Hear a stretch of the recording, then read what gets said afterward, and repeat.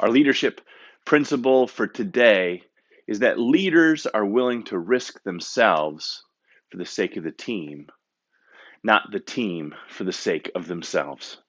Ted Lasso has a challenge. He's in this really important game, and a star player has scored 2 goals to keep them in him.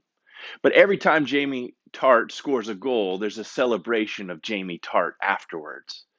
And in the show, you see him pointing to his jersey, screaming, "Me, me, me, me."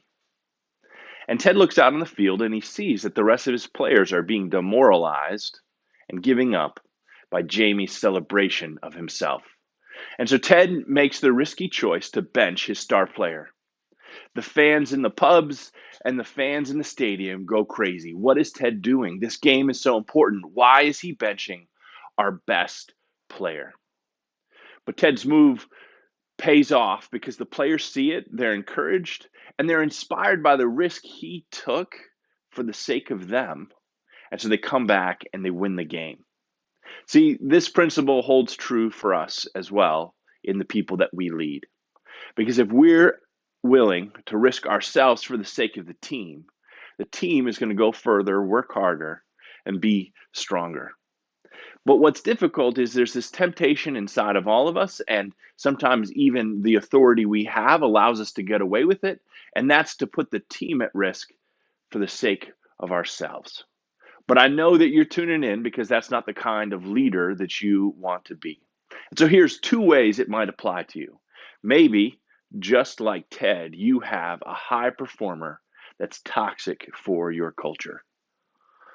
And you have to take the risk upon yourself to have that difficult conversation to either upset that person and they're going to leave, or you're going to challenge them to grow. And if they can't grow, then they have to leave. Maybe that's a risk that you need to take.